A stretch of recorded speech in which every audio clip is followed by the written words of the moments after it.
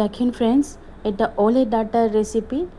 এটা কিন্তু খেতে খুব ভালো লাগে। এটা আমার মায়ের রেসিপি, তাই নিয়ে এসেছি আজকে। পুরোটা দেখবেন। দেখেন ফ্রেন্ডস, এটা ওলের ডাঁটা এমন দেখতে। বাজারে পাওয়া যায় কিনতে ফ্রেন্ডস। এটা কেটে নিতে হবে এবার।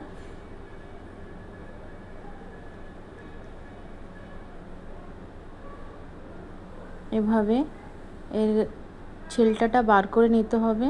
ওলের ডাঁটার ছিলকাটা বার করতে হয়, দেখেন। আর ছোট ছোট কেটে নিতে হবে। এইভাবে আমি পুরোটা কেটে নেব। কাটা হয়ে গেছে, এবার ভালো করে ধুয়ে নিতে হবে। কড়াইটা গরম করে নিয়েছি ফ্রেন্ডস।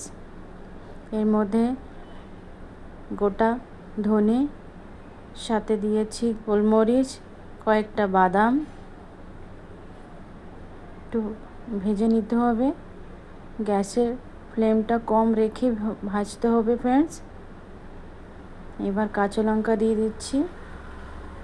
কাঁচা লঙ্কাটাও ভেজে নিতে হবে।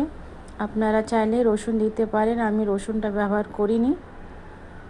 দেখেন ফ্রেন্ডস, ভালো করে ভেজে তুলে নিচ্ছি এটা প্লেটে। এবার সেই কড়াইতে জল দিয়ে দিচ্ছি, একটু নুন,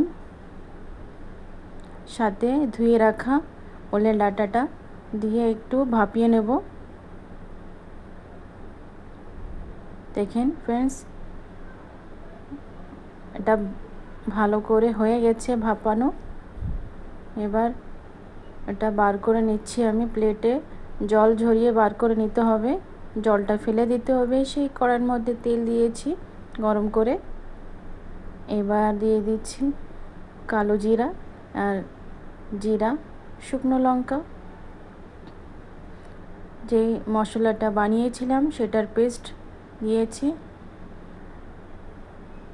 সাথে দিয়ে দিচ্ছি নুন, হলুদ।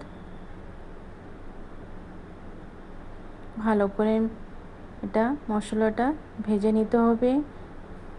তেলটা বেরোনো মতন, তেলটা যে বেরিয়ে আসবে সে পরেই ভাপানো ওলের ডাঁটাটা দিয়ে দিচ্ছি। ভালো করে নাড়িয়ে চাড়িয়ে সুন্দর করে ভেজে নিতে হবে। একটু ঢাকা দেবো। দেখেন ফ্রেন্ডস, ঢাকা দিয়েছিলাম। এটা কিন্তু হয়ে গেছে। এবার দিয়ে দিচ্ছি ধনেপাতা কুচো।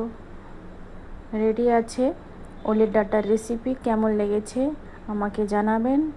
লাইক করবেন, শেয়ার করবেন, সাবস্ক্রাইব করবেন। খুশ থাকবেন। দেখুন ওলের ডাঁটার রেসিপিটা গরম গরম ভাতের সাথে সার্ভ করবেন।